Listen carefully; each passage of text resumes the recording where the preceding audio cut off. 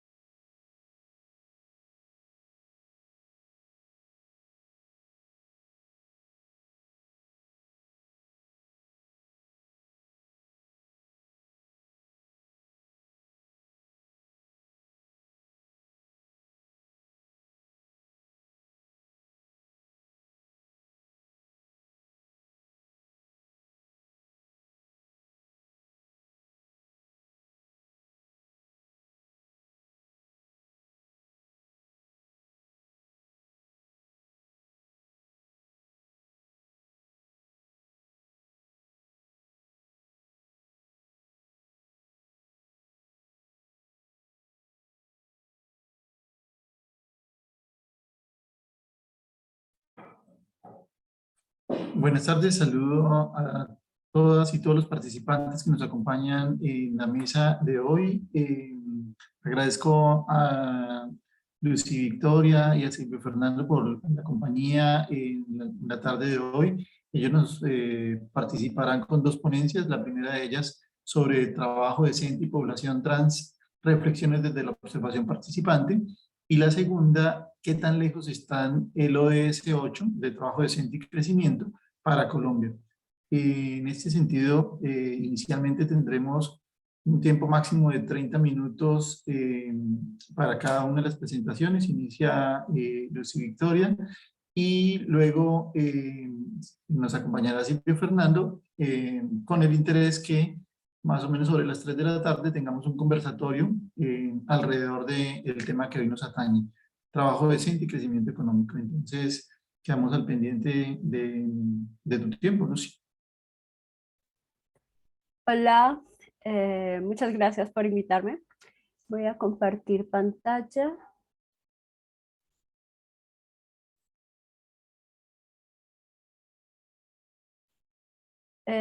No sé si están viendo toda la pantalla de la presentación. Sí, señora. Lucy, Vale. discúlpame, te voy a presentar, que se me iba pasando tu hoja de vida. Lucy Vale. Victoria, sí, Lucy Victoria es economista egresada de la Universidad Industrial de Santander, es magíster en Ciencias Humanas y Sociales de la Universidad Federal ABC en Brasil, gracias a una beca otorgada por la Organización de los Estados Americanos de la OEA. Es especialista en sistemas de información geográfica de la Universidad de Salzburgo, en Austria, y actualmente está realizando un doctorado en Economía y Empresa de la Universidad Rovira i Virgili en Cataluña, España. Posee experiencia en formulación y ejecución de proyectos de investigación en temas de desarrollo socioeconómico, así como formación y producción académica en economía del trabajo, derechos humanos, género, población vulnerable y educación superior. Muchas gracias, Lucy. Te escuchamos. Vale, gracias. Bueno, hoy les voy a hablar sobre trabajo decente y población trans. Voy a hacer algunas reflexiones desde la observación participante. Entonces, para empezar el tema, pues quería dar un pequeño concepto sobre qué es trabajo decente, el cual es un concepto de la Organización Internacional del Trabajo que tiene como objetivo promover oportunidades que puedan ayudar a conseguir un trabajo decente y productivo en condiciones de libertad, equidad, seguridad y dignidad humana. Bueno, cuando hablamos de trabajo decente, usualmente, y sobre todo en Latinoamérica, lo decente nos suena como algo moral, como equiparamos decente a moralidad, cuando en realidad el trabajo decente o lo que se quiere evaluar o exponer con trabajo decente es que carece de humillación. Es un trabajo en el que prevalece la dignidad humana. Y en ese sentido, un trabajo decente es un trabajo con remuneración satisfactoria y en condiciones adecuadas. Y esto de condiciones adecuadas es muy importante y lo tenemos que tener muy en cuenta. Pero, ¿cómo sabemos que un trabajo es decente? Bueno, una de las formas más usuales, y especialmente cuando hablamos de trabajo decente en un país, pues se recurre a algunos indicadores con base a estadísticas nacionales. Pero también pues tenemos unos pilares, 4 pilares del trabajo decente, que es con los que vamos a trabajar hoy.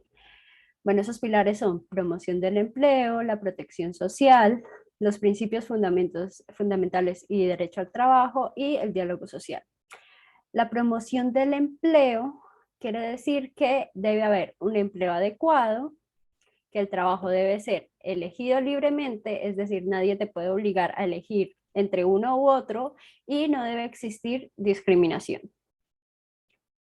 Ahora, la protección social es la que brinda la seguridad contra cualquier contingencia, contra cualquier emergencia.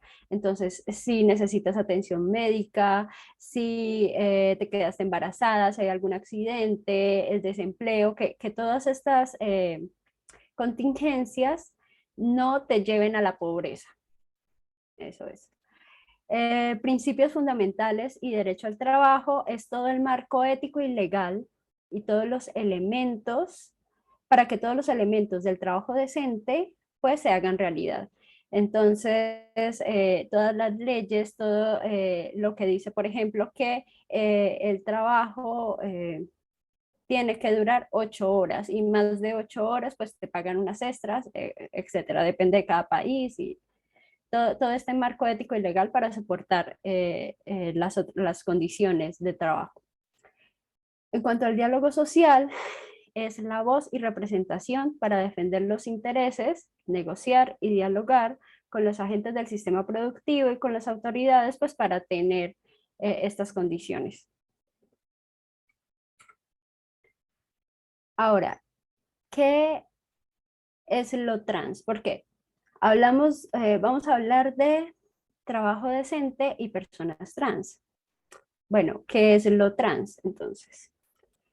Para abordar esto, y no me voy a extender mucho porque no es el objetivo, voy a traer un concepto o los conceptos de la Asociación Nacional de Travestis y Transexuales de Brasil, que ellos, digamos, conceptualizaron algunas identidades que nos pueden servir, digamos, para dar piso a base de lo que estamos hablando, pero no necesariamente esto aplica a todas las identidades o a todas las personas que se consideran trans o travestis o transexuales, transgénero, etc. Bueno, trans, según ANTRA, es un término sombrilla. Un término sombrilla quiere decir que tiene otros términos que pueden ser incluidos en ese término. Entonces, cuando hablamos de trans, eso puede incluir a las travestis, transexuales, transgénero e incluso, en algunos casos, a los no binarios, a las no binarias. Entonces, lo trans o las personas trans son las personas que no se identifican con el género que les fue asignado al nacer. Básico. Entonces, una persona que al momento de nacer fue identificado como hombre, pero cuando creció se identifica como mujer, entonces es una mujer trans. Ahora, travesti. Travesti es y siempre será una mujer. Por eso cuando se dice el travesti está mal. Porque siempre hablamos de una mujer que se identifica como mujer, aunque al momento de nacer la hayan designado como hombre. Transexual y transgénero son términos relacionados con personas que rompen estos roles de género. Y lo no binario, pues, son las personas que no se identifican ni con mujer ni como hombre, pero puede que no todos y todas y todes se identifiquen como trans. Ahora bien, como dije, esto depende de cada contexto, de cada persona, porque puede ser que una persona diga que es transexual porque, bueno, una persona diga que es transgénero, ¿sí? Porque no se ha hecho la cirugía de reasignación de sexo, por ejemplo. Pero eso es un concepto que tiene esta persona o tiene su contexto, porque no necesariamente una cirugía de reasignación de sexo hace que estos términos cambien. Es más, por ejemplo, cuando hablamos de travesti, usualmente travesti era un término peyorativo que se le daba a las personas para ofenderlas o decir que se veían ridículas o que imitaban ridículamente ser una mujer. Pero con el tiempo este término fue resignificándose y ahora es como un término político, especialmente de Brasil, en el que las personas trans se autodenominan travesti para reivindicar toda esa discriminación y todo ese término peyorativo que se dio a la palabra.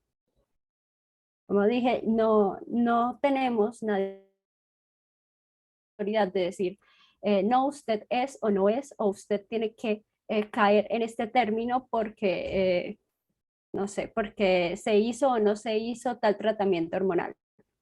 Eso depende de cada persona. Solo es como un barrido conceptual de los términos que se pueden encontrar. Ahora, esto, estas personas, nosotros sabemos que muchas de ellas viven en situación de calle, muchas tienen bajo nivel educativo, tienen trabajos informales, en muchos casos ejercen el trabajo sexual, tienen algunos problemas de salud, sufren discriminación en todos los ámbitos, eh, algunas tienen tratamientos hormonales sin pasar por un especialista y algunas quieren realizarse la cirugía de reasignación de sexo. Sabemos, pero el problema es que no tenemos datos para decir esto es así, esta es la cantidad de personas que viven estas condiciones.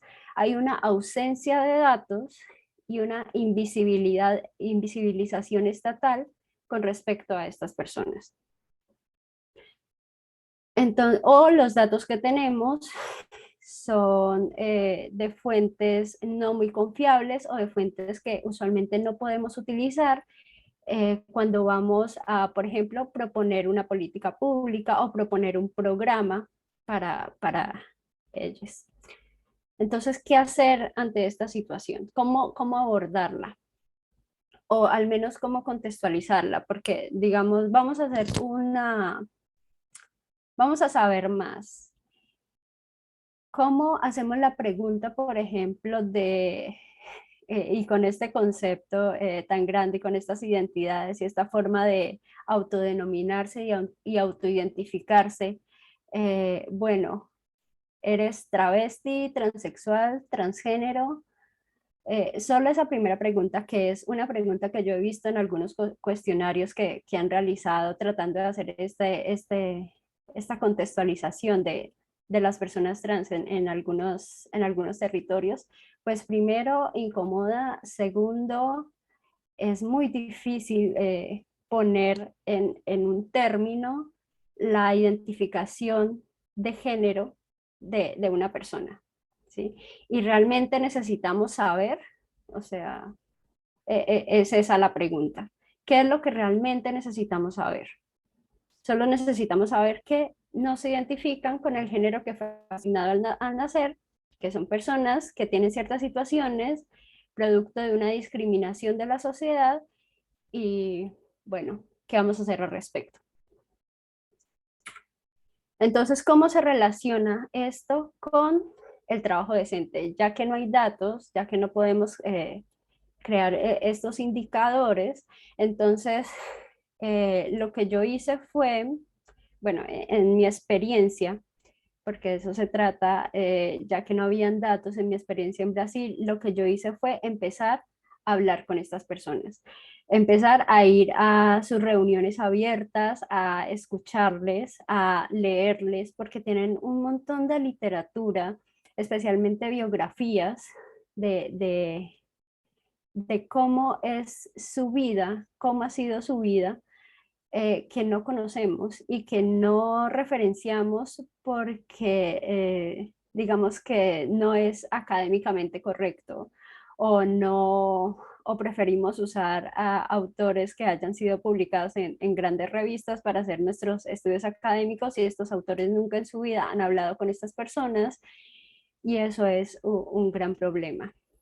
Entonces, hablando con estas personas, escuchándoles, preguntándoles y tratando de analizar toda esta situación, todas estas situaciones que viven, pues hice esta diferenciación de los 4 pilares del trabajo decente para las personas trans. Entonces, en promoción del empleo, ¿qué pasa? Que en principio empiezan desde un lugar más bajo que las personas cisgénero, digamos.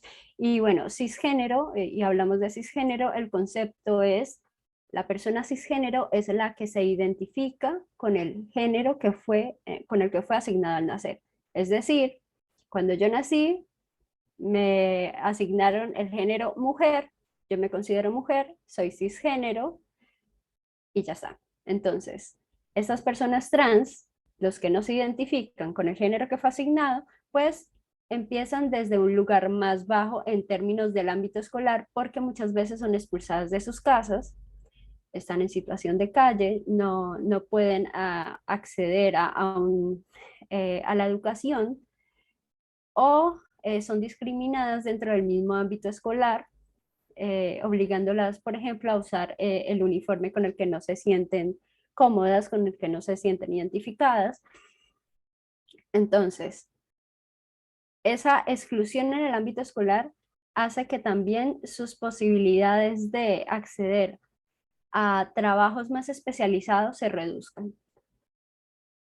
Porque ver, por ejemplo, a una persona trans que se graduó de doctorado en alguna universidad es muy difícil.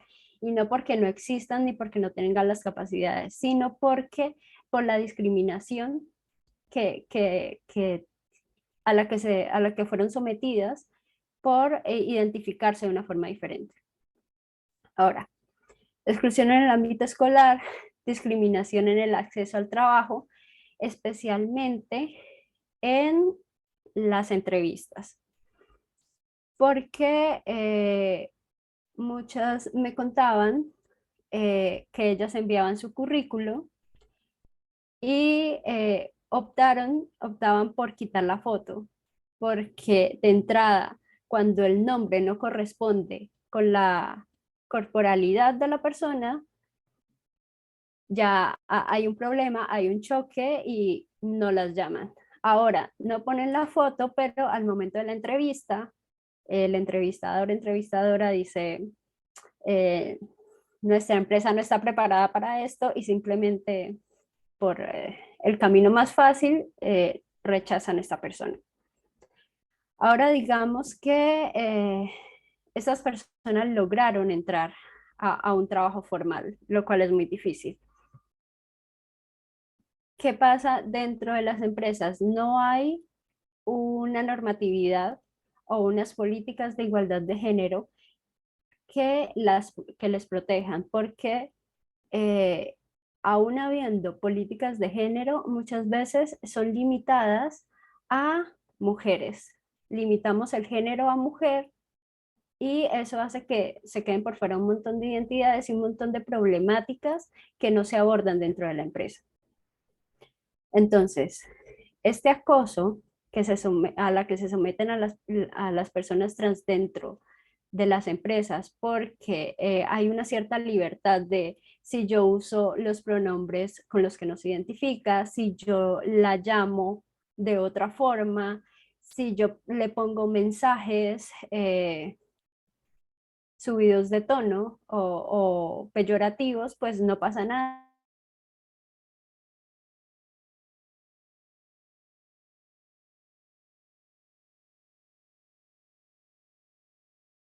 Muchas veces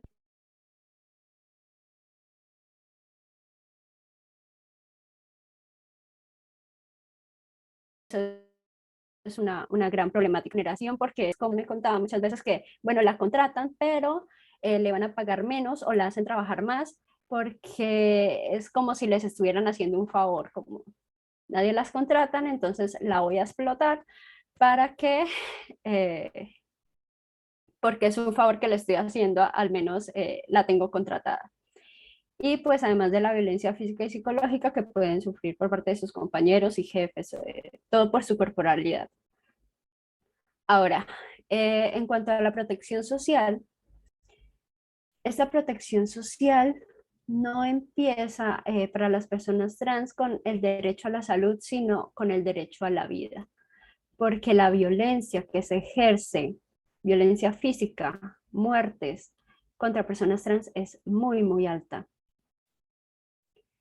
Bueno, se me olvidó mencionar algo. Ya sabemos que muchas de estas personas trabajan, bueno, son trabajadoras sexuales. No porque sea su opción favorita, sino porque es lo único que se les ofrece. Entonces, cuando ustedes piensan en dónde están ocupadas las personas trans, piensan, o digamos, podemos verlas más usualmente en dónde, en el mercado de la belleza, en peluquerías, sí, o en el trabajo sexual. Y mayoritariamente en el trabajo sexual. Y no es porque sea, sí, no es porque sea su opción favorita, sino porque se impulsa que estas personas sea su única opción por sobrevivir. Y más allá del debate de si el trabajo sexual es trabajo o no, porque eso sería un debate largo para otro espacio, el trabajo sexual es algo que ellas hacen, que les da dinero y con eso sobreviven. Y sabemos que las condiciones laborales, partiendo del hecho de que trabajo sexual es trabajo, entonces las condiciones laborales de ese trabajo especialmente son muy malas.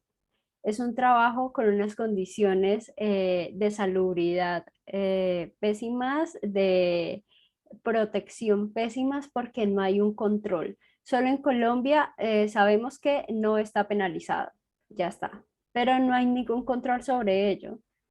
Entonces, los peligros y las condiciones laborales son terribles, y que la mayoría, bueno, o gran parte de la población trans trabaja en eso, pues da cuentas de cómo eh, son sus condiciones y cómo podemos abordarlas desde el trabajo decente. Cómo abordar el trabajo decente partiendo del hecho de que el trabajo que hacen es trabajo sexual y que no está reglamentado.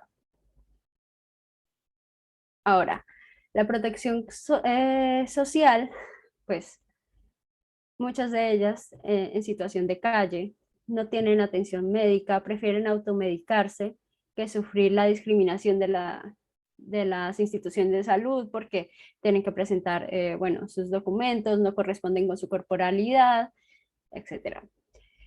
Muchas de ellas tienen uso abusivo de hormonas porque en su afán de tener esta transición a cómo se quieren ver, pues, y la discriminación en el sistema de salud, pues se automedican y pues tienen malos resultados.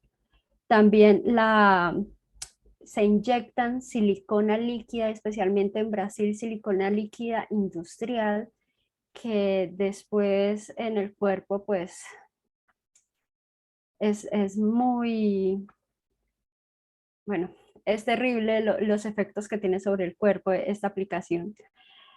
Problemas relacionados con el VIH y la salud mental, todo conforme a su situación y especialmente, bueno, lo del VIH es porque muchas veces los clientes les ofrecen más dinero por no utilizar protección.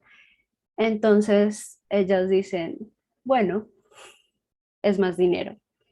Y ahí vienen los problemas de salud sexual. Ahora, los principios fundamentales y derecho al trabajo, bueno, es todo el marco legal que no existe sobre, bueno, sabemos de los derechos humanos, no discriminación, pero sería necesario la especificidad de la discriminación, no discriminación a personas trans en la educación, en el trabajo y todo este marco dentro de las empresas también, porque se da pie a que hayan estas violaciones a sus derechos porque no existen. Y no estoy diciendo que con solo el marco normativo pues ya no va a haber más discriminación, pero al menos es una garantía, o sea, ellas pueden pedir la garantía de sus derechos porque ya están en un papel. Profesora Lucy, También, le quedan 3 minutos. vale, Gracias. bueno. También el reconocimiento de su identidad, porque muchas veces también el cambio de nombre es muy difícil en los países. Solo Argentina son los que están más avanzados en ese aspecto, en que es más fácil cambiar el género en sus documentos y el nombre. En Colombia también se puede hacer, pero es un proceso largo. En México y en Brasil también, pero es un proceso súper largo. Y bueno, otros procedimientos médicos para construir su expresión de género, pues no, muchas veces no están garantizados por el sistema público de salud y son demasiado caros. Entonces no podrían acceder a ellos. En cuanto al diálogo social, bueno, ya sabemos que son invisibilizados en los trabajos formales, desempeñando funciones en las que no hay contacto con el público, entonces la contratamos, pero se queda en bodega o se queda en archivo donde nadie la vea y también las hacen trabajar más. También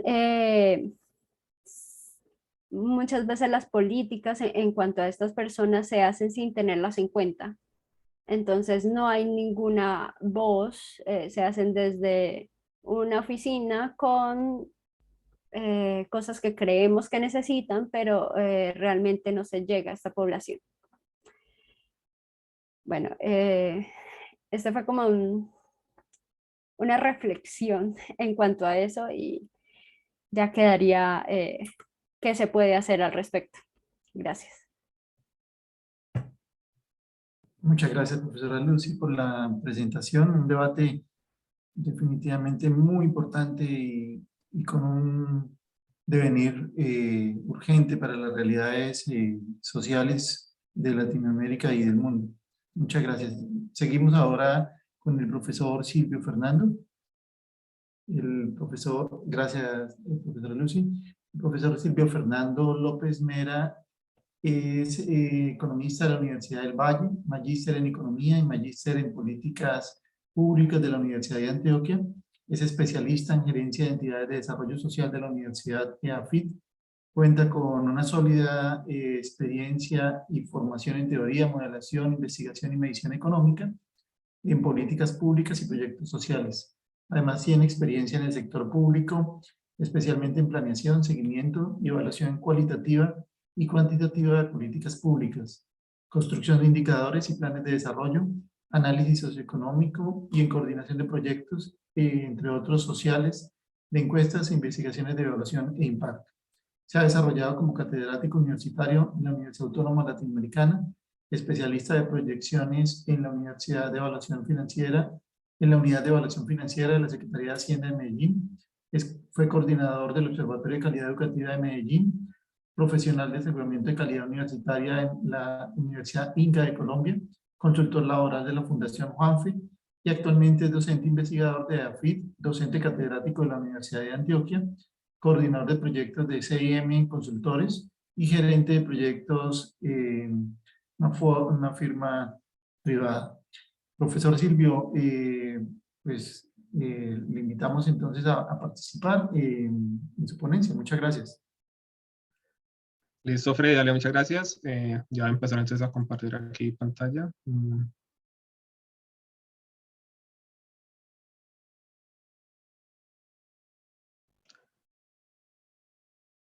¿Me confirman si la ven? Todavía no. Ahora sí.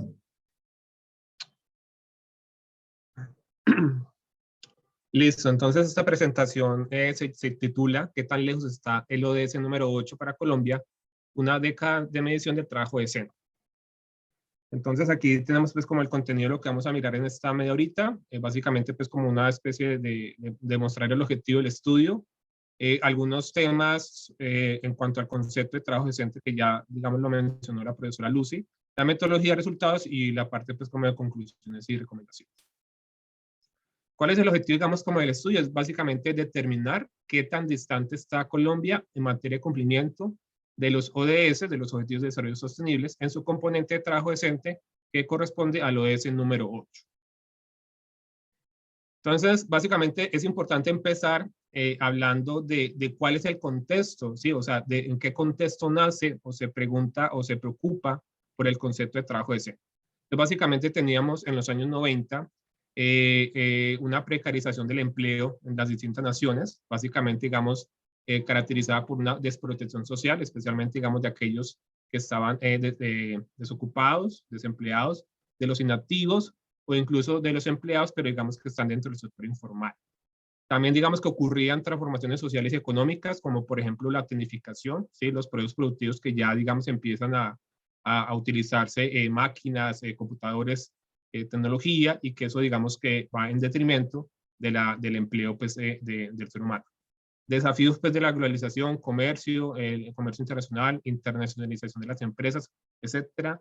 También pues obviamente, y que también inspiró buena parte, digamos, de los ODS fue, digamos, la ocurrencia de la pobreza y miseria y hambre, especialmente en países de bajos ingresos o de ingresos medios, y en general por la preocupación por la dignidad humana. Entonces, básicamente, este contexto que estoy hablando acá es el mismo contexto que sirvió de base de sustento para, digamos, la formulación en ese entonces de los ODM dentro de la Declaración del Milenio, ocurrida en el año 2000. Entonces, digamos que ese era el mismo contexto en el cual tanto, pues compartieron tanto la Declaración del Milenio como esta preocupación por el empleo y la dignidad del ser humano. Entonces, es así como a finales del siglo pasado, como ya lo mencionó la profesora Lucy, la OIT, digamos que crea un nuevo concepto, lo promueve, y es el trabajo decente. El trabajo decente, entonces, entendido como un trabajo productivo en condiciones de libertad, equidad, seguridad y dignidad, en el cual los derechos son protegidos y que cuenta con una remuneración adecuada y protección social. Entonces, digamos que dentro de ese concepto, pues tenemos 4 pilares, con los 4 principios que implica que un empleo o un trabajo sea efectivamente decente. Entonces, es promover la garantía, uno de los pilares es promover la garantía de los principales de los principios y derechos fundamentales en el trabajo. Obviamente, crear empleos e ingresos, extender la protección social, y el cuarto, promover el diálogo social, o sea, digamos, como esa conferencia tripartita entre distintos sectores. Esos son como los 4 pilares o los 4 principios que le apuntan a que realmente un mundo o un mercado laboral se conciba efectivamente en un trabajo decente. Hay que también precisar varias cositas. Digamos que el trabajo decente obviamente nos interesa lo que, digamos, de hace muchos años venimos trabajando y digamos que ha sido pues incluido en el tema de la política y en el tema, digamos, del debate público, que es la cantidad, o sea, es preguntarnos y preocuparnos por el desempleo, por la ocupación, ¿sí? Y también por la calidad. Obviamente también es algo que venimos pues, monitoreando y preocupándonos por hace mucho tiempo, que es básicamente por la informalidad o por la formalidad. En la calidad básicamente nos enfocamos en lo que llamamos los insiders, o sea, las personas que están ocupadas, o sea, si es un informal o un formal. El trabajo decente también digamos que se constituye como un concepto integrador, porque digamos que incorpora esa preocupación y ese monitoreo en cuanto a las cantidades que ocurren o que se transan en el mercado laboral o en el mundo laboral y las calidades. De tal manera que trabajo decente, digamos que cuando se habla de trabajo decente tenemos que hablar necesariamente de calidad, ¿sí? Porque nos preocupamos por la calidad del empleo, o sea, si es un empleo formal o informal para los que están ocupados, en la cantidad de quienes, digamos, están ocupados, desocupados, los inactivos, ¿sí? También la población que ni estudia ni trabaja, los famosos ninis, y le adicionamos un concepto que es trabajo digno. De tal manera que en algunos momentos, digamos que se puede confundir trabajo digno o trabajo decente como lo mismo, pero no, realmente trabajo decente, digamos, es como el concepto agrupador, el concepto macro, es un concepto más amplio que incluye, digamos, preocuparnos o preguntarnos por la relación de los trabajadores, de los inactivos, de los ocupados, etcétera, con la economía, con la democracia, con la colectividad. O sea, es un tema, digamos, que incorporamos ahí, un tema social.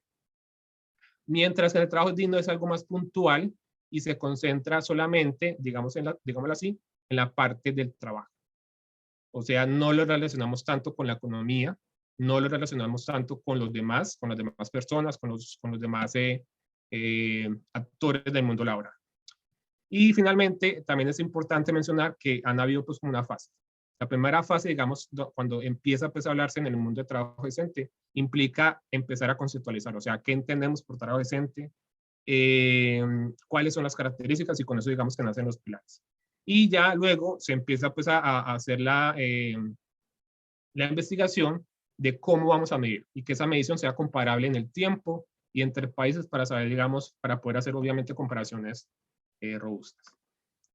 Entonces, el trabajo decente incluye 11 dimensiones. Una de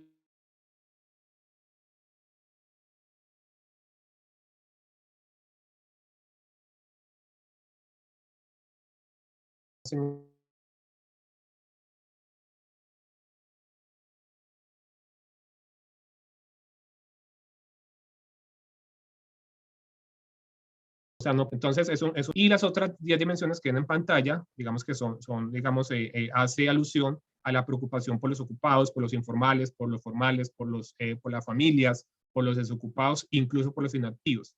¿Sí? Entonces vemos ahí oportunidades de empleo, tiempo de trabajo decente, ingresos adecuados y otra serie de dimensiones. Entonces el ODS número 8 es básicamente, como está ahí marcado en la diapositiva, promover el crecimiento económico sostenible, inclusivo, sostenible, el empleo pleno y productivo y el trabajo decente para todos. En los 8 ODMs, cuando se formularon en el año 2000, digamos que ninguno tenía específicamente el concepto de trabajo decente. ¿Okay? Es en los ODS donde se incluye pues, el ODS número 8 y que es súper específico en trabajo decente. Podemos decir que más o menos estaría el trabajo decente incluido dentro del ODM1, que sería pues erradicar la pobreza, esquema y el hambre. A nivel de Colombia tenemos varias metas relacionadas con el trabajo decente. Ahí menciono pues como la más importante, mantener el crecimiento económico per cápita, lograr niveles adecuados de productividad económica, promover políticas orientadas al desarrollo que apoyen actividades productivas, mejorar la producción y el consumo eficientes, lograr el pleno empleo productivo, reducir la proporción de jóvenes que no estudian y que tampoco trabajan, adoptar medidas inmediatas y eficaces para erradicar el trabajo forzoso, el trabajo infantil, proteger los derechos laborales y promover un entorno de trabajo seguro, elaborar políticas y bueno, otras metas que tenemos. Pero digamos que nos interesa básicamente para el estudio estas metas que están acá. Promover políticas para apoyar la creación de empleo y el crecimiento de las empresas, que es básicamente aumentar a 2030 la tasa de formalidad laboral al 60%. En cuanto al trabajo decente, digamos que hay una meta del desempleo, es lograr al 2030 una tasa de desempleo del 6,8%. En desempleo juvenil es, digamos que está relacionado con un indicador de Gini, de los que ni estudian ni trabajan, lograr a 2030 una meta del 15%. en trabajo infantil lograr al 2030 una tasa de trabajo infantil del 6% y lograr al 2030 que el 48% de la población ocupada esté afiliada a la ARL. Esas son básicamente como las metas más interesantes que hay de acá de este objetivo. Entonces, básicamente la metodología consistió en construir una serie de indicadores, ¿sí? Algunos de los cuales son, digamos, convencionales o tradicionales, como son la tasa de desempleo, la tasa de ocupación, pero el trabajo decente, ya como les he dicho, va más allá. O sea, nos interesa obviamente el tema o el fenómeno de las cantidades y la calidad, pero va más allá. Entonces tenemos que buscar la manera de poder medir esas dimensiones, esas 10 dimensiones, básicamente las primeras 10 dimensiones, a través de indicadores. Entonces, digamos que acá se proponen 39 indicadores a partir de la guía del DANE, el sistema de la Escuela Nacional Sindical, el SISLA, y la base de fase COLDA, RL Datos. Luego se hace un análisis intertemporal y geográfico de estos indicadores y al final un contraste entre 2019, logro 2019, y la meta para mirar entonces qué tan cercanos o qué tan distantes estamos con el tema de los ODS. Voy a pasar entonces algunos indicadores. Miren acá, digamos que tenemos la tasa global de participación y la tasa bruta de participación. Básicamente eso nos mide la presión que hace la sociedad en el mundo laboral. Y encontramos básicamente en los distintos territorios, ahí pues incluyo nacional hombres, nacional mujeres, y dos municipios pues como muy diferentes, que es Medellín y Quibdó. Como ustedes pueden ver, digamos que en general se encuentra una forma de U invertida. De tal manera que se evidenciaría un comportamiento no deseado, porque estamos diciendo que está disminuyendo ese interés por participar, ¿sí? Entonces, digamos que en principio es un comportamiento no deseado. Y segundo, digamos, un segundo hallazgo es que se presentan brechas importantes, no solamente entre hombres y mujeres, sino entre territorios e incluso cuando uno mira la zona urbana rural también. Entonces, también se presentan pues brechas importantes a nivel de género y a nivel territorial a partir de esos dos indicadores tradicionales. En tasa de ocupación y tasa de desempleo, pues digamos que tienen un comportamiento obviamente distinto, o sea, mientras el uno tiene forma de U, el otro tiene forma de U invertida, pero apuntamos a lo mismo. O sea, hay un comportamiento no deseado en estos dos indicadores. Pero si ustedes miran, digamos en la figura de la izquierda, la tasa de ocupación venía creciendo en los distintos territorios desde el 2008, ¿sí? Hasta más o menos 2014. Lo que está, digamos, marcado en rojo indica que es el comportamiento no deseado. O sea, a partir de 2014-2015 en general, en varios de los indicadores laborales tradicionales y no tradicionales, encontramos un comportamiento no deseado. O sea, la tasa de ocupación viene cayendo, ¿sí? Entonces, si el trabajo decente implica preocuparnos por la cantidad y por la calidad, ¿sí? Que son, digamos, dos temas que históricamente se han, digamos que han sido incluidos en el debate y en la política pública. Si ahí estamos mal, pues digamos que en trabajo decente eso implica estar aún más mal, ¿sí? Lo mismo en tasa de desempleo, viene cayendo 2008-2014, y ya en los últimos años se aumenta pues la tasa. Obviamente, con respecto al año 2020, pues digamos que es un año atípico por el tema de la pandemia, y eso digamos que hace incluso peor el escenario. En tasa de inactividad también tienen forma de U.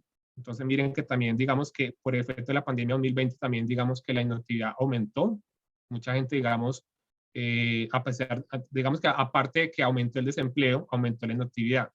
Y esos dos componentes pues obviamente son perjudiciales para la economía. A la derecha vemos el total de horas laboradas al día. También vemos pues un comportamiento, digamos, alcista en la primera parte, ¿sí? Y ya luego, en 2014 hasta 2020, vemos una tendencia a la baja, tanto para el nacional, para el dato nacional, como para el dato de Medellín, área metropolitana y Quibdó. ¿Listo? Entonces coloco pues como esas diferentes áreas y mujeres y hombres para mirar brechas territoriales y brechas de género. Acá, digamos que en estas anteriores gráficas mostraba pues como los datos nacional, tanto para el total como para hombres y mujeres, ¿no? Total hombres y mujeres, y Medellín y área metropolitana, total y hombres. En estas que están acá oscuras o de color gris, muestro, por ejemplo, distintas áreas. Entonces ya vemos ahí, por ejemplo, hombres y mujeres a nivel nacional, el total de las 13 principales áreas metropolitanas, la zona urbana y la zona rural. ¿Con qué objetivo? Digamos que para, identificar si efectivamente existe una brecha, unas diferencias importantes entre los distintos indicadores entre la zona urbana y la zona rural. Entonces, efectivamente, vemos, por ejemplo, brechas importantes en la tasa de ocupación y la tasa de desempleo entre la zona urbana y la zona rural. Entonces, digamos que en el horizonte de tiempo, una mayor tasa de ocupación para la zona urbana y para la zona rural, y una menor tasa de desempleo para la zona rural en comparación con la zona urbana. Ninis es otro indicador, digamos, que viene siendo como novedoso. Digamos que nos muestra la población de 14 a 28 años que ni estudia ni trabaja, algo muy nocivo tanto para el sistema educativo como para el mercado laboral. Y vemos también la forma de U, o sea, al principio, ¿sí? Digamos que al principio del siglo se venía cayendo esa tasa, ¿sí? Esa tasa venía cayendo. Digamos que para los distintos territorios se encuentra una tendencia bajista. Y ya a partir de 2014, miren que se eleva, ¿sí? Tanto la tasa de Ninis como la tasa de desempleo. Perdón, creo que la de acá es tasa de Ninis para 18 a 28. Entonces, miren que precisamente en los últimos años, ¿sí? Y eso digamos que se empeora más con la pandemia, el país ya venía perdiendo terreno, parte del terreno recorrido que había hecho ya el país a inicios del siglo. O sea, a inicios del siglo el país venía bien en cuanto a lo normal que digamos que se estudia o se ha discutido en el empleo, que es, digamos, el tema de cantidad y calidad. Ahí veníamos bien porque, digamos que el comportamiento era favorable. Pero ya a mitad de la década anterior, ya digamos que estamos teniendo mucho de ese terreno recorrido. Entonces, otros indicadores que digamos que hacen parte de esta noción de trabajo decente, que implica pues no solamente reportar o estimar o calcular los indicadores normales, que son tasas de desempleo, tasas de ocupación, etcétera.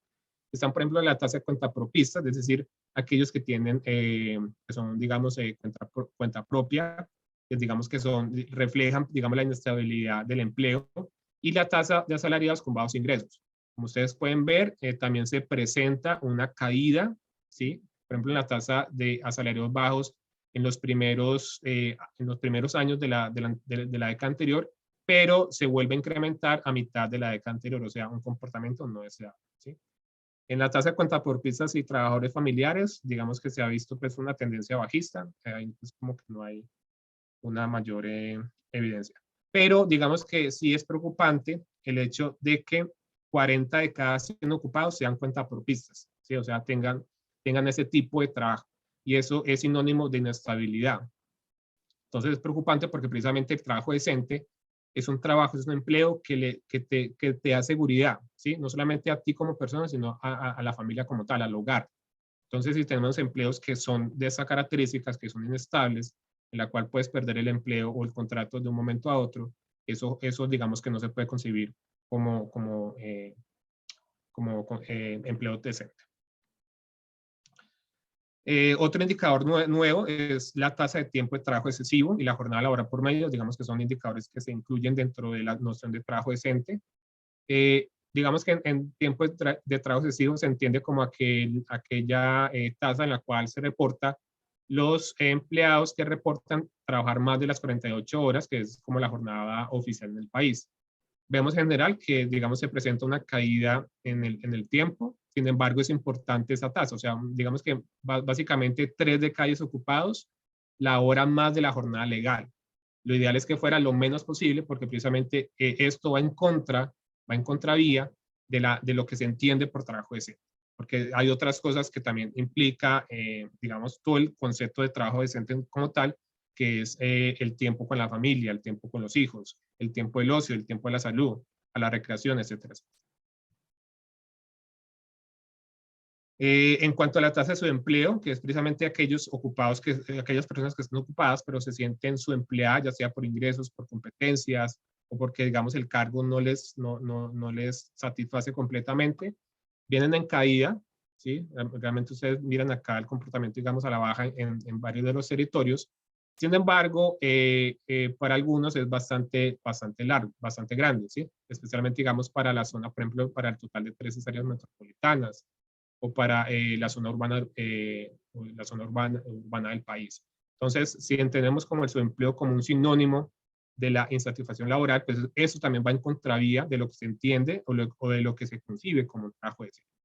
Entonces, en el país básicamente tenemos que 12 de cada 100 ocupados son subempleados. Y, o sea, eso quiere decir que son personas básicamente insatisfechas con su empleo, ya sea porque no devengan lo que consideran que es correcto, porque no están en lo que hacen, por ejemplo, los ingenieros que son taxistas, o porque trabajan menos horas de las que podrían trabajar, ¿sí? Son las mujeres las que tienen mayor subempleo, son las mujeres las que tienen mayor desocupación, son las mujeres las que menos participan y son las mujeres las que tienen un mayor desempleo. Y la zona urbana es, digamos que es el territorio que examinamos acá, que tiene el mayor subempleo. En términos de trabajo infantil, digamos que el comportamiento también es deseado, o sea, viene una tendencia bajista desde 2010. Sin embargo, es importante pues indicar que obviamente el trabajo infantil va en contravía del concepto de trabajo decente. En el país básicamente tenemos que 4 de cada 100 niños trabajan, lo cual ocurre más en hombres que en mujeres y más en la ruralidad que en la zona urbana del país.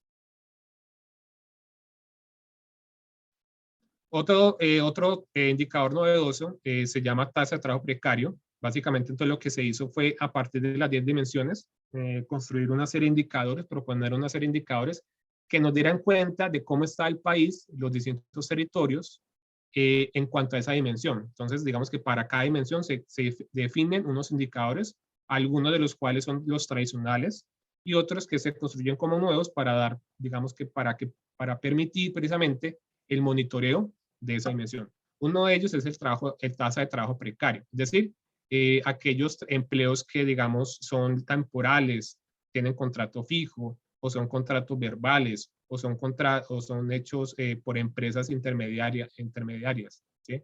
Digamos, son trabajos precarios. Y esto obviamente va en contravía de lo que se consigue como empleo decente. Vemos en general una tendencia a la baja, lo cual es positivo. Sin embargo, decimos que 8 de cada 10 ocupados se encontraría en un empleo precario.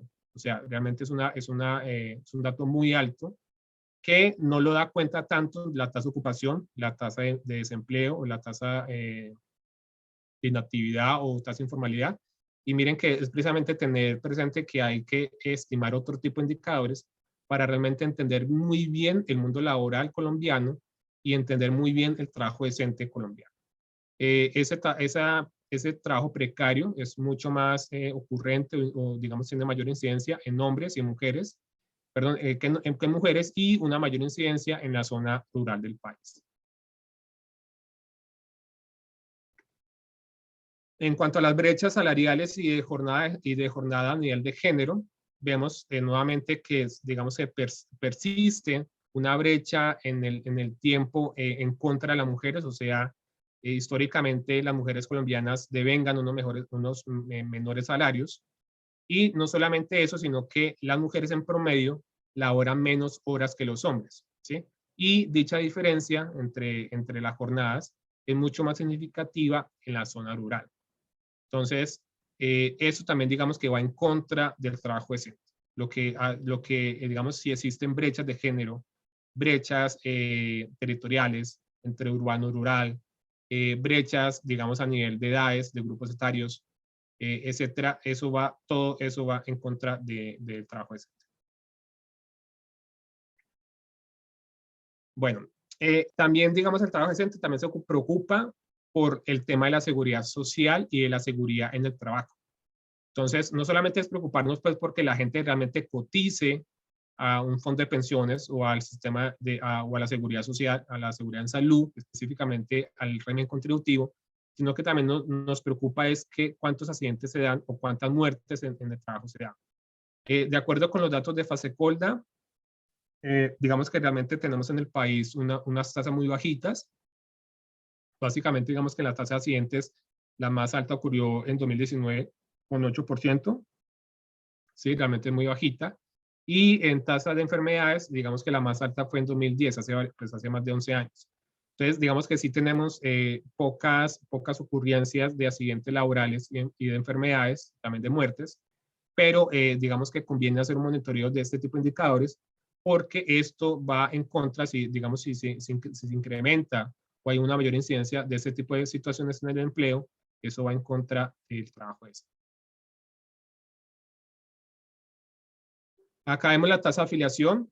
La meta a 2030, recuerden ustedes, es del 48%. Estamos diciendo que a 2019 teníamos que 4 de cada 10 ocupados están afiliados a una ARL. Se encuentra una menor tasa en la zona rural. Ligeramente existe una participación, una afiliación mayor en hombres que en mujeres y una mayor afiliación en ARL en las 3 áreas, en el resto pues, de unidades geográficas analizadas.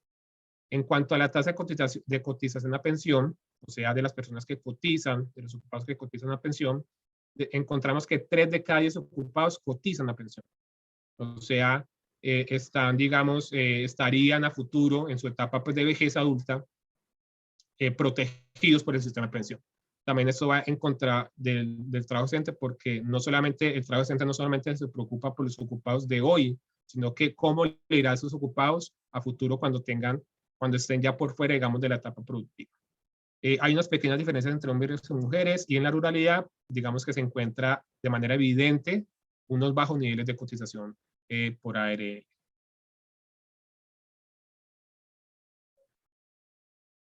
También con otra fuente de información que son los informes de SILAB de la Escuela Nacional Sindical, encontramos que básicamente ahí tenemos pues como el número de sindicatos y el número de personas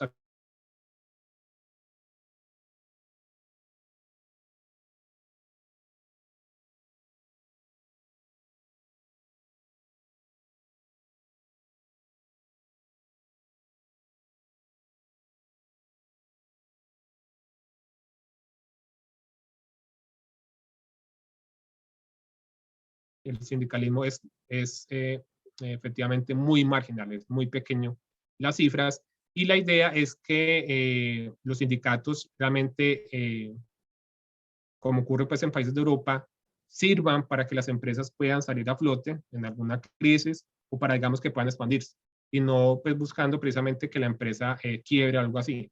Entonces, es importante también entender el papel impositivo que juegan los sindicatos en la economía y que debería promoverse pues como la creación de buenos sindicatos, de sindicatos realmente que apoyen a la empresa y que apoyen a mejores empleos en el país.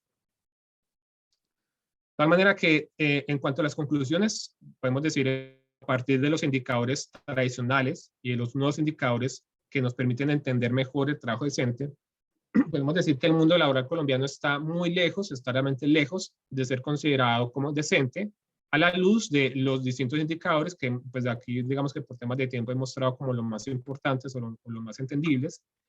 Y entonces, a raíz de esos indicadores decimos que el trabajo decente está muy lejos. ¿Por qué? Porque el trabajo decente implica no solamente preocuparnos y buscar la manera de generar empleos suficientes, ¿sí? Sino de generar empleos dignos, empleos de calidad. Preocuparnos no solamente por los ocupados y los desocupados, sino también por los inactivos, por las familias, por lo que harán en la etapa de vejez, ¿sí? Por la vida personal, por la vida familiar, por el trabajo infantil. Entonces, por los ninis, ¿sí? Por la población joven que ni trabaja ni estudia. De acuerdo con ese concepto, ¿sí? Con ese concepto, Colombia, digamos, a partir del logro o del dato de 2019, estaría pues como muy lejos de alcanzar los ODS. Y es peor si se tomara, pues obviamente el dato de 2020, pues digamos que en el marco de la pandemia, pues digamos que básicamente los indicadores macroeconómicos y laborales cayeron en todos los territorios. Otra conclusión importante es que es muy importante ver otros indicadores aparte de los tradicionales, porque los tradicionales, como yo ya les he dicho, la tasa de ocupación, la tasa bruta, la tasa de ocupación de desempleo, etcétera, nos muestra una parte, incluso una parte bonita del empleo. O sea, si decimos que la tasa de desempleo está cayendo, es muy, muy chévere, pero ¿qué hay detrás de eso? ¿Será que está también aumentando la tasa de informalidad? Si tenemos una tasa de desempleo que está cayendo, pero acompañada de una tasa de informalidad que está aumentando, digamos que tampoco es que sea bueno la noticia. Pero a eso le tenemos que sumar otro tipo de indicadores que precisamente nos dé la evidencia de cómo está el territorio, de cómo está el país en términos de trabajo decente. Entonces, el efecto COVID, perdón, agrava la situación y amplifica la distancia. Obviamente, pues digamos que acá no mostré como básicamente varios indicadores de 2020 porque pues obviamente se muestra la caída o el comportamiento que no deseado. También se presentan brechas importantes de género y territoriales que van en contraria al trabajo decente. Y algo que viene preocupando al país, que es básicamente la transición, el cambio de lo que llamamos bono demográfico con el impuesto demográfico. O sea, la población adulta, que básicamente la entendemos como una población, digamos que está ya por fuera de la etapa productiva, está creciendo a mayor ritmo, con una mayor tasa de crecimiento, que la población joven o que la población, digamos, que haría parte de esa población productiva. Entonces, cuando ocurre que la población joven está creciendo más que la población adulta mayor, decimos que en el país se presenta un bono demográfico, lo que llamamos bono demográfico. Pero cuando ocurre lo contrario, estamos diciendo que ya es un impuesto. Entonces, miren ustedes, la línea roja nos indica la predicción poblacional de los adultos mayores a partir de 2021 hasta 2070, de acuerdo con el censo del DANE. Y la azul y la verde, la predicción poblacional de los menores y de los jóvenes. O sea, miren ustedes que mientras la población adulta mayor está aumentando, tiene una pendiente positiva, las otras tienen pendiente negativa. De tal manera que la tasa de dependencia demográfica, que nos indica la cantidad de personas entre los 15 y los 65 años, que son básicamente la etapa productiva, y eso lo dividimos entre la población que está por fuera de esos rangos, que está aumentando, ¿sí? Entonces miren que precisamente estaremos diciendo que estamos dependiendo más, los adultos mayores estarían dependiendo más de la población que está pues en etapa productiva. De acuerdo entonces con las proyecciones, o con las metas, perdón, que tenemos de los ODS 2030, que es la 1, 2, 3, la cuarta columna, de la meta 2030, hay varias metas que no se podrían alcanzar.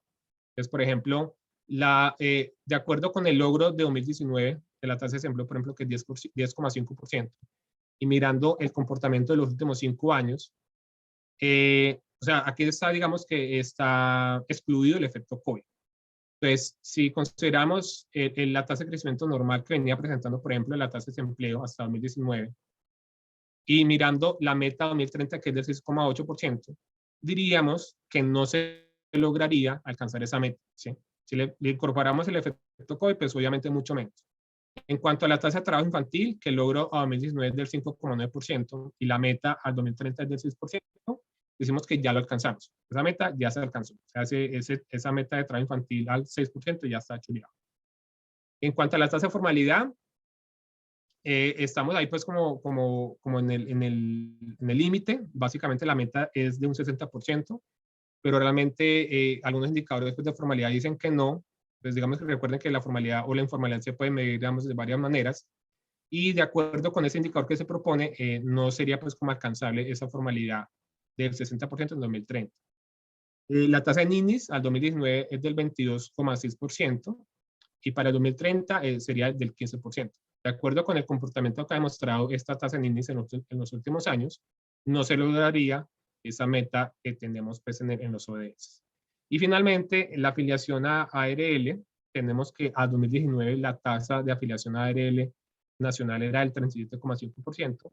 La meta es del 48% y de acuerdo con la tasa de crecimiento que ha tenido ese indicador en los últimos años, podría ser muy alcanzable. Obviamente, recuerden acá, no está incluido pues nada lo del efecto COVID. Y ya analizo pues como algunas recomendaciones que son básicamente las que de pronto ya han escuchado, o sea, en otros estudios, en otras presentaciones, básicamente impulsar emprendimientos, creación de empresas.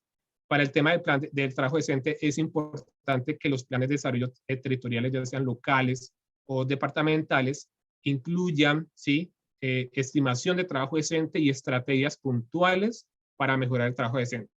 Porque si los territorios no están monitoreando, ¿sí? El trabajo decente, pues obviamente no lo podemos mejorar porque no lo estamos midiendo. Obviamente es continuar con todas aquellas estrategias para impulsar el empleo. Por ejemplo, fortalecimiento de las plataformas de búsqueda de empleo, digamos servicioempleo.gov, sería pues, la plataforma que debemos seguir fortaleciendo. fortalecer el sistema de inspección, vigilancia y control del Ministerio del Trabajo, para que precisamente los derechos de los trabajadores pues, sean, digamos, cumplidos por parte de las empresas. Obviamente seguir hablando de un enfoque diferencial en los planes o en las políticas públicas a nivel de género, a nivel de edades, de grupos etarios, a nivel de zonas. Recuerden Le que... agradezco, sí, le quedan 2 minutos. Muchas gracias. Vale. Y en cuanto a las políticas macro, recuerden que la dimensión número 11 tiene que ver con ese contexto macroeconómico. Entonces, si la economía no crece, si la economía no se está desarrollando, pues es muy difícil garantizar trabajo decente. Entonces, obviamente tenemos que generar políticas macroeconómicas que mejoren el ambiente de la economía. Obviamente, continuar con el apoyo técnico y financiero a las empresas, especialmente a los que son las MIPYMES y las FAMIempresas. Dado que la tasa de Gini es un indicador que va sí o sí dentro del trabajo decente, pues tenemos que también buscar la manera de poder que los estudiantes, los bachilleres que salen de 11, pues puedan continuar sus estudios secundarios. Hay dos temas importantes, que es la economía del cuidado, o sea, digamos que toda la preocupación por el trabajo doméstico, y si eso, digamos, que va aumentando, el trabajo doméstico más remunerado o el trabajo doméstico no remunerado, pues eso también va en contra del trabajo decente. Entonces, la economía del cuidado es un caso muy particular, es un caso de estudio dentro del trabajo decente que conviene, digamos, meterlo dentro de la política pública. Y finalmente tenemos un caso contradictorio en el país, que es la proliferación de los contratos de prestación de servicios en el sector público, lo que llamamos nómina paralela.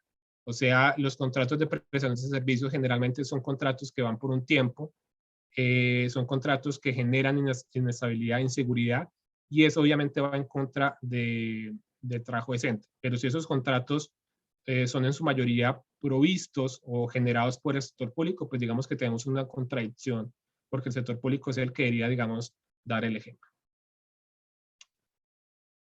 Listo, muchas gracias. Muchas gracias, profesor Silvio. Muy interesante la presentación, un bagaje completo de la realidad nacional en los últimos años y sobre todo de los retos. Invito a los y las participantes, que en un momento llegamos a 103 asistentes, a, a enviarnos sus preguntas para nuestros ponentes. Mientras espero algunas de las preguntas, me gustaría conocer su opinión, tanto de la profesora Lucy como del profesor Silvio, sobre el papel de la universidad y qué mensaje podrían enviarle ustedes a esas 113 personas que están hoy con nosotros escuchando sobre el trabajo decente y sobre los retos que se vienen, ¿no?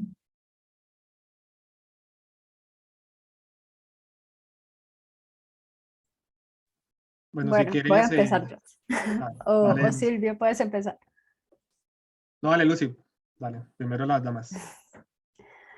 Vale, qué caballeroso. Eh, bueno, yo creo que es importante y de acuerdo a mi presentación, es importante ver lo que no se puede apreciar en los datos. Investigar más acerca de qué es lo que nos presentan y qué hay detrás de todo eso y qué es lo que no, lo que se hace invisible. En el sentido de, si hablamos de trabajo decente, ¿para quiénes? Para las personas cisgénero, blancas, heterosexuales, clase media, etc. ¿Y qué pasa con las otras identidades, las otras etnias? Estas personas pueden ser incluidas en ese concepto y bajo qué, y todos los estándares o todos los... el concepto de cada pilar, por ejemplo, o las condiciones de cada pilar abarcan a todas estas identidades. Es como también darle voz a estas otras personas y, no se trata de que solo, por ejemplo, las personas trans puedan hablar de lo trans o solo las personas negras pueden hablar de negritudes, sino que quienes puedan llevar estos debates, digamos, a la academia o a la política o al debate social, eh, le puedan dar voz a estas personas, ya sea escuchándolas o trayéndolas a los lugares donde se están haciendo, se están creando esas oportunidades de hacerlas ver. Muy interesante, gracias, Lucy. Profesor Silvio, ¿qué opina sobre el tema? Sí, básicamente yo creo que la universidad o las instituciones de educación superior tienen básicamente dos roles. Un primer rol es, digamos, apoyar el tema de la orientación vocacional. O sea, por ejemplo, en el trabajo docente, o sea, obviamente no se concibe el tema de los niños. O sea, no es concebible que los niños estén o que, digamos, ese indicador crezca. Entonces, muchos de los jóvenes están, digamos, desertando o abandonan sus estudios porque escogieron mal a la carrera o escogieron mal a la universidad. Entonces, creo que entre los colegios y las instituciones de educación superior tienen un papel importante para mejorar esa orientación vocacional y para mitigar las probabilidades de que los estudiantes ya cuando estén, digamos, en el sistema de educación superior, deserten por este motivo. Y lo otro es el tema de la oferta académica pertinente. O sea, tenemos territorios en los cuales de pronto las universidades ofrecen o las instituciones de educación superior ofrecen algún tipo de programa que no es pertinente en el territorio, que no va a tener demanda en el territorio. Entonces, es no llenar de ofertas académicas las instituciones o los territorios, sino de realmente programas que efectivamente sean demandados y sean requeridos en los territorios. La pertinencia educativa es parte del reto que nos viene en los siguientes años. Profesor Silvio, tenemos una pregunta de Paula Andrea, eh, donde nos dice que cómo la universidad, en línea con lo que usted menciona, fomenta el trabajo decente y hace seguimiento a la hora de ingresar al campo laboral. ¿Qué ha visto usted desde la O sea, experiencia? realmente son pocas las universidades que yo conozco o en general las instituciones de educación superior que, por ejemplo, tienen unidades de egresados, unidades de seguimiento, que precisamente le hagan monitoreo o seguimiento a las personas que se graduaron, o sea, qué están haciendo. Y las que la tienen son unidades como muy pequeñas, muy débiles, que realmente no hacen un estudio minucioso de en qué andan los egresados. Entonces, creo que la universidad tiene que hacer ese tipo de estudios porque tiene la obligación de ofrecer programas de calidad y programas que efectivamente le permitan a las personas, a los jóvenes, poder desarrollarse y poder ser feliz. Y para ser feliz, pues digamos que se tiene que tener un empleo en el cual uno se sienta a gusto. Satisfecho. Gracias. Profesora Lucy, la población trans en Colombia, ¿cómo solucionar esos retos cuál sería la línea a seguir en los siguientes años para la población trans a nivel nacional? Yo sé que es una pregunta difícil para 2 minutos, pero... Bueno, puedo hablar de un programa de Brasil que me pareció muy pertinente con respecto a la situación de las personas trans de allí. Entonces, lo que hicieron fue ir a los grupos de población trans que habían organizados y preguntarles qué era lo que necesitaban. Y entonces, junto con ellos, crearon un programa que se llama Programa Transciudadanías. Hicieron como un estudio socioeconómico de sus condiciones y lo que hicieron fue que en el programa les daban como un dinero para el sostenimiento mientras estas personas terminaban su secundaria o su colegio, porque la mayoría de ellas tenían o primaria o habían empezado secundaria y lo dejaron.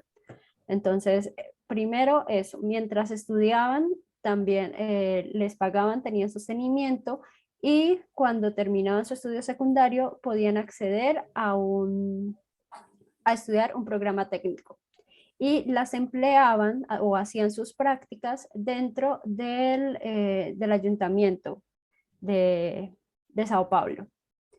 Y esto creó toda una red o unos programas paralelos sobre el respeto a su nombre social, sobre capacitación a las personas que trabajaban en el ayuntamiento para el trato con ellas, especialmente eran mujeres.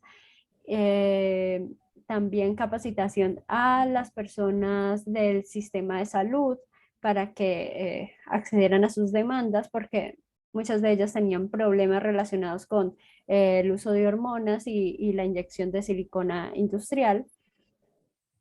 Y todo esto generó que al menos tuvieran el, una educación básica, una educación secundaria, algunas de ellas tuvieran un estudio técnico y ya pudieran insertarse en un trabajo formal. O sea, al menos les dieron las condiciones para hacer ello. Entonces creo que sería Bueno, un buen comienzo, claro que con todos sus problemas de este programa, de que, por ejemplo, no lograron que se extendieran estas oportunidades al aparato privado, a los negocios como tal, pero fue un buen comienzo y sería un ejemplo replicable, creo yo, a varios países de América Latina. muchas gracias. Tengo la siguiente pregunta, creo que es para el profesor Silvio. Dice, si tendrá de casualidad el porcentaje de accidentes laborales por separado de hombres y mujeres. No recuerdo que lo haya, pero se puede consultar en los informes de CILLAB. Entonces, digamos que entras a la Escuela Nacional Sindical, ellos tienen un banner que dice informe CILLAB y ahí encontramos pues como esa información.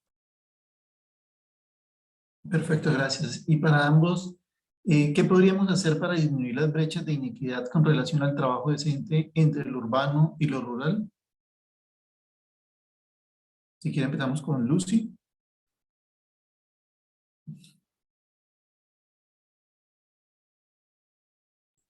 Déjame pensar un poquito. Claro que sí. Silvio. No, pues o sea, como las brechas son tan grandes y vienen desde muchos años atrás, o sea, son históricas, la cuestión no es fácil, o sea, para nada es fácil. Lo primero que hay que hacer es que cada territorio, ¿sí? Independientemente si hace parte de la zona urbana o la zona, la zona rural urbana, es importante que tengan la concepción, ¿sí? De que estén, digamos, entiendan la importancia de pensar, de medir el trabajo decente. Entonces, si por ejemplo, si la gran encuesta integrada de hogares no tiene representatividad estadística en su territorio, pues mire entonces qué otra forma puede tener indicadores laborales que le permitan, digamos, entender un poquito cómo está la situación laboral en el territorio. Entonces, es importante incluir como primera medida las estrategias y una caracterización de un diagnóstico del trabajo decente, porque si no lo estamos midiendo, si no lo tenemos en la vista, en el radar, pues obviamente pues no estamos haciendo nada. Entonces, una primera tarea es eso. Y obviamente eso está atado a las políticas macroeconómicas. O sea, el país necesita crecer a una buena tasa para poder, digamos, generar todo el espacio y que las empresas puedan generar empleo. Si no hay empleo, pues digamos que tenemos el problema de siempre, pero mucho peor, pues estamos alejándonos un poquito más del trabajo decente. Gracias. Profesora Lucy. Bueno, yo creo que mi respuesta sería trabajo de campo. Empezar con trabajo de campo, de conocer el territorio y saber en qué están trabajando, cuáles son las condiciones, porque de pronto, si vamos a los datos, sabemos que, o me pasó una vez que estábamos trabajando en un proyecto y se decía que, no sé, que la mayor actividad económica era relacionada con la fabricación de dulces. Pero cuando fuimos allí, lo que más se podía ver eran las personas, los mototaxistas, y eso no lo teníamos en cuenta. Entonces es como conocer el territorio, ver las condiciones y son importantes los datos, entonces después realizar esa caracterización y ese diagnóstico, pero primero conocer eh, en qué es lo que queremos medir y cuáles son las personas que hay detrás de los datos. Especialmente en las partes rurales donde la desigualdad es bastante visible. Muchas gracias. Una última pregunta para los dos y es, o más que una pregunta, es una invitación a darle un mensaje a nuestros asistentes del día de hoy, porque pues ya tienen un panorama de cómo está la discusión del trabajo decente, pero también venimos de 2 años complejos en términos de la realidad del mercado laboral, social y económica. A esos asistentes que sobre todo puede ser que no sean economistas, ¿qué mensaje práctico les darían en términos de lo que viene y de lo que hay que hacer en positivo, ¿no? No sé si quién de los dos quiere iniciar. Sí, digamos que la comprensión y el estudio del trabajo decente no ha parado, o sea, es como la globalización que sí es un proceso. No tenemos, digamos, como ya el último paso o la última fase del trabajo decente, es algo que está precisamente, seguimos tratando de comprender mejor lo que significa trabajo decente.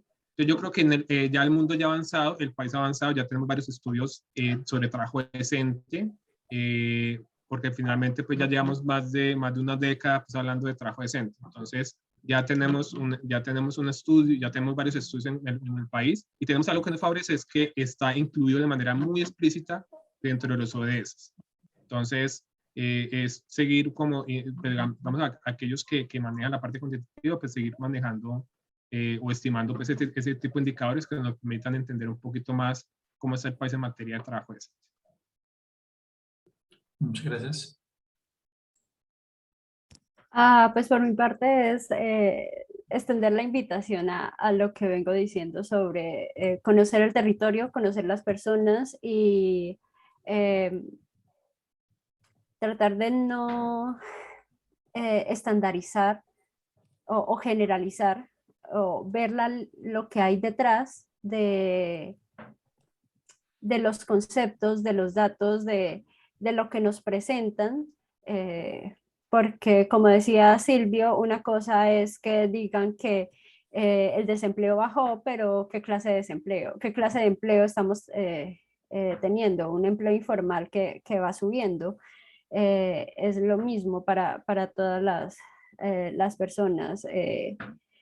Si el desempleo aumenta, ¿cuáles son las primeras personas a las que van a sacar de la empresa? Las personas que no cumplen con ciertos patrones o que hacen parte de minorías. Por ejemplo, lo que decía Silvio, las mujeres y también otras identidades de género, también las personas que pueden digamos, demandar un poquito más de atención en políticas internas dentro de las empresas. Esa clase de trabajo puede hacer que las empresas opten por que estas personas salgan primero de la empresa por no tomarse el trabajo de hacer estos ajustes. Entonces es como eso, es mirar, demandar, analizar y apoyar las demandas de estas minorías que están también luchando en el camino y que están en desventaja hacia conseguir un trabajo decente. Bueno, si me permiten, me ha llegado una pregunta para cada uno, pues de varias, y voy a extendérsela. La primera para Lucy, me dice, en algunos países se ha visto que se han creado colegios especiales para personas trans únicamente. ¿Considera usted que al hacer esto lo que hacen es aumentar la discriminación al separarlo de estudiantes y género, o un progreso al incluirlos en la sociedad y una estrategia de aceptación? Para esta pregunta me gustaría resaltar que estos lugares existen en países como Argentina, Pakistán, donde la situación social es diferente. Vale, la contesté una vez, ¿verdad? Sí, por favor. Vale. Creo que sí están fomentando la discriminación, porque no se están tomando el trabajo de ajustar, están estandarizando que todos los colegios sean iguales para solo un tipo de personas. Entonces, unas personas que sean heteronormativas, cisgénero, sí, que no tengan que, digamos, contaminar a los otros alumnos. Que no, y especialmente con el trato con los padres, porque muchas veces esta discriminación viene de los padres y madres de familia, entonces crean estos colegios en un intento digamos, en un buen intento que termina siendo una discriminación porque están perpetuando como esta diferencia que hay entre que las personas trans no son iguales que los demás niños y niñas, entonces necesitan algo especial para poder estudiar, lo cual no es cierto. Muchas gracias. Profesor Silvio, me preguntan si es viable que las universidades, además de los aspectos vocacionales, tengan como iniciativa contratar en condiciones laborales decentes, no precarizadas, que sean un lugar para conocer y reconocer y empoderar a las y los estudiantes para exigirlo. Sí, claro, o sea, no solamente las universidades o las instituciones de educación superior tienen, digamos, deberían de tener la obligación de hacer contratos decentes, sino pues distintas entidades, incluso el sector público. Entonces, obviamente es promover la proliferación de este tipo de contratos que generen más garantías, revisar muy bien el tema en Colombia de los contratos de prestación de servicios, que ya pues digamos el Consejo de Estado está pues ahí mirando también como el tema de la viabilidad de ese tipo de contratos en el sector público, de que contrate y contrate pues bajo esa modalidad. Entonces básicamente las instituciones de educación superior deben estar en esa misma línea. La mayoría de las instituciones, digamos que tienen unos cupos determinados para los mismos egresados, los egresados de esa universidad. Entonces, por ejemplo, eso es bueno porque finalmente le estás dando un espacio a los egresados de tu universidad para que cuando ya terminen, pues puedan trabajar. Entonces, es un papel importante, pues eso. Bueno, agradezco a los ponentes, al profesor Silvio, a la profesora Lucy.